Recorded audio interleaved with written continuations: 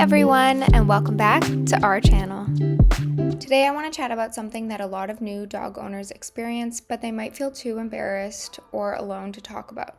I've been getting lots of emails and comments about this topic lately, so I thought I'd make a video to explain what the puppy blues are and some tips on how to get through that stage. And if you're thinking, I'm the only one struggling with this, trust me, you are not alone. I've been there, especially with Willa. She's a Vizsla high-energy Velcro dog, and she's also went through what I like to call her teen rebellion. The puppy blues refers to that feeling of overwhelm, anxiety, and in some cases it can be regret, so you could have puppy regret, that can settle in after bringing your puppy home. It's a sudden change in routine, sleepless nights, nonstop potty training, and a whirlwind of chaos. It's similar to baby blues in humans and is caused by the sudden increase in responsibilities, including the physical, emotional, and financial demands that a new puppy brings. Sleep deprivation, training struggles, and adjusting to the new routine can exacerbate those feelings. Part of this overwhelming feeling comes from the need to constantly train and manage your puppy. And trust me, high-energy breeds like Vizslas can push you to your limits.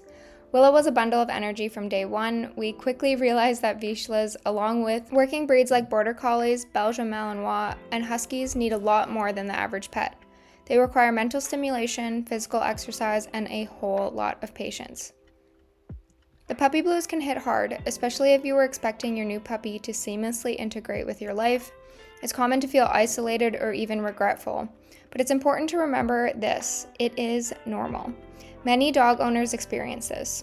One person in a blog I read shared how she felt angry and overwhelmed after bringing her puppy home, but found comfort in knowing that others were going through it too. And that's really the key, understanding that you're not alone. Many new puppy owners feel isolated or ashamed to admit that they're struggling with their new puppy, especially since owning a dog is often portrayed as a joyous experience. However, it's more common than people realize, and these feelings can last from a few days to several months depending on the individual's situation. A major trigger for the puppy blues is sleep deprivation, as puppies often need to go outside frequently during the night. Combined with their need for constant attention and training, it can make even an experienced dog owner feel stressed. Feelings of isolation can worsen if the dog owner feels they have no one to talk to about their struggles, leading to frustration and tension in the household. Now, some breeds are more prone to giving their owners a harder time during this phase, especially high-energy working dogs. Vizslas like Willa require constant attention. From needing hours of physical exercise to always being underfoot, these Velcro dogs can be a handful, but they're not the only ones. High-energy working dog breeds are more likely to contribute to puppy blues because of their need for consistent exercise, mental stimulation, and training. These breeds can be overwhelming for first-time owners or those unprepared for the energy levels and independence. So here are some of the breeds. A Border Collie, known for their incredible intelligence and herding abilities, Border Collies require extensive mental and physical exercise.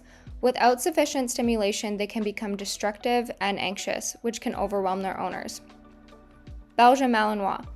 Often used in police and military work, the Belgian Malinois is highly active and independent. They require rigorous daily exercise and mental challenges, making them demanding pets for less experienced owners. The Australian Shepherd. Australian Shepherds are known for their high energy levels and need for regular physical activity and mental engagement. Owners who are unprepared for their energy might struggle to manage their training needs and restlessness. The Siberian Husky. Bred for endurance, Siberian Huskies are independent, strong-willed, and require a lot of exercise. Their tendency to escape and explore also can add stress, especially if not adequately fenced or exercised. It's so funny, this review called out escaping because when I was in elementary school, my best friend's husky would actually jump their extremely high fence and run to the school during recess to play with us. I love that dog, but he was constantly escaping the backyard. The German Shepherd. While loyal and trainable, German Shepherds are working dogs that need a structured environment, regular training, and plenty of exercise. Owners who don't provide this might find themselves dealing with behavioral issues like aggression or separation anxiety. The Vizsla. Vizslas are affectionate but very energetic dogs that love to run and explore. Their attachment to their owners and need for constant interaction can make them a challenge, especially for owners who aren't ready for their Velcro-like behavior and increase in daily steps. The Jack Russell Terrier. Small but mighty, Jack Russell Terriers are extremely active and can be relentless in their desire to explore, dig, and chase. Their energy levels often surprise new owners, leading to feelings of overwhelm. The Weimaraner. Weimaraners are strong, active, and often described as Velcro dogs because they want to be with their owners at all times. Their energy, combined with a tendency towards separation anxiety, can make them difficult to manage without proper training and exercise. These breeds can be wonderful companions, but they require significant time, effort, and experience to manage effectively. These breeds require an integration with your life. You will find a rhythm with them, and it does get really good after the teenager stage. So try to focus on the moments of joy and be patient with yourself and your pup in the rough patches. Owners often describe this experience in online communities, with some sharing stories about the emotional toll and how they wish they had been better prepared. So please take away from this story that you are not alone. So many people in this very community and all across the world have this feeling. It's just important to remember that it is normal and temporary. If you can, seek support from family or joining online communities, which can help you adjust and overcome the blues. Developing a support system, seeking professional help, and giving both yourself and your puppy time to adjust can significantly help. But if the puppy blues and all the stress feel like too much for you at this point in your life, there are more low-key and well-mannered breeds, such as bulldogs or basset hounds. They tend to have a more relaxed temperament, making them easier for new owners to handle and less likely to induce the puppy blues. So there's the puppy blues, and then there is the teenage rebellion, which is around, it says 6 to 18 months. Dogs can enter this phase where they like to test boundaries, but Willa actually started at 4 months and was on and off to about 8 months. It's like they forget everything that you taught them. Willa would go on walks and just flat out ignore me. It was frustrating, especially since I knew she understood the commands. She would sometimes respond and look right at me and then choose to disobey. But it is important to remember that, again, this is just a phase 2, and they will grow out of it with patience and consistent training. Try to remember your teenage self being told not to do something that you wanted to do and deciding to take your chances with the punishment and what might come out of it. So this is just your dog testing your boundaries to see what they can get away with. During this time, dogs may be more distracted, less focused, and more prone to making mistakes. It's important to remember that it is a normal stage in a dog's development, and with patience, consistency, and positive reinforcement, most dogs will overcome this phase and become well-behaved adults.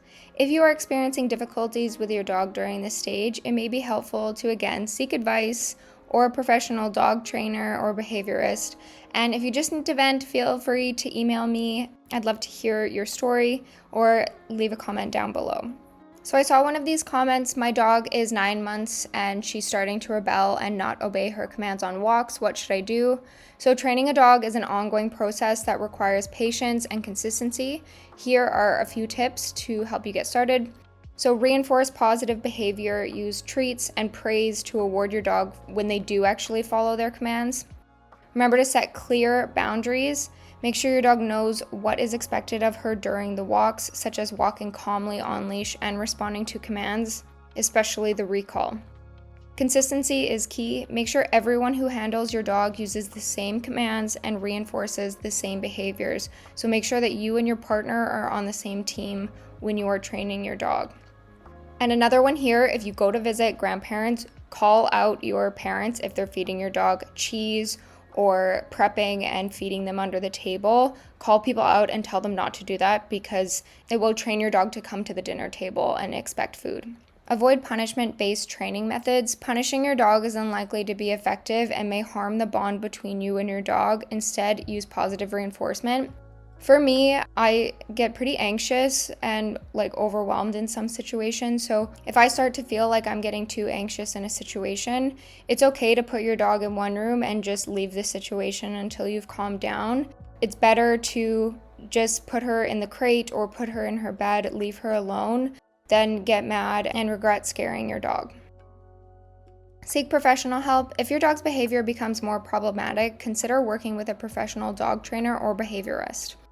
I'm not sure about this one, the seek professional help. I mean, depending on how bad they are, if they're biting really bad and you're worried about safety, definitely go see a trainer. But I think a lot of the behavior stuff is just a daily interaction with your dog, you being consistent, really showing up every single day.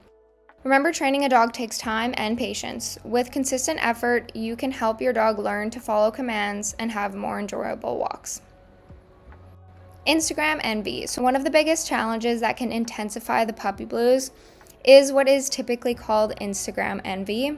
Social media is full of perfectly curated photos and videos of people with their dog, and it always looks so perfect. Happy moments, cute puppy poses, no mess, no struggles, the house is super clean, the dogs are eating a raw food diet, but that's not really the reality of raising a puppy, at least not all the time. That may seem counterintuitive, I know, because I post happy moments with Willa, but I've always tried in my longer videos to share challenges that I face. I always talk about how the main thing I focus on is patience. My Vishla advice video, I highlight the low moments I've had because I want you all to know that this isn't easy. It's been a ton of work, and I've completely changed my life since getting Willa to integrate our lives together. And I'm really happy about it as well. She's made me so happy. She's made me more active. It's integrated in just the best ways possible. Constantly comparing yourself to what you see online can make your experience seem even harder than it is. You see someone's beautifully trained dog sitting still, and meanwhile, you're over here struggling to get your pup to stop chewing your shoes or other belongings. Social media often doesn't show the sleepless nights, the frustration during training, or the tough days when you feel overwhelmed. I've definitely felt that pressure, like I wasn't doing enough and I wasn't doing it right, but that's the thing. What you see online is just a highlight reel. Everyone struggles at some point, so don't beat yourself up. You and your dog are learning together, and it's okay to have tough moments. It makes us more resilient, and it makes your dog more resilient as well. If you're going through the puppy blues or dealing with a rebellious pup like Willa, remember you are not alone. This is all part of the journey to becoming a dog owner. And if you ever need to vent, feel free to reach out, and it gets better, I promise. Thank you all so much for watching this week's video. Don't forget to like, subscribe, and comment below if you have your own puppy blues stories. But I'll see you next week. Bye-bye.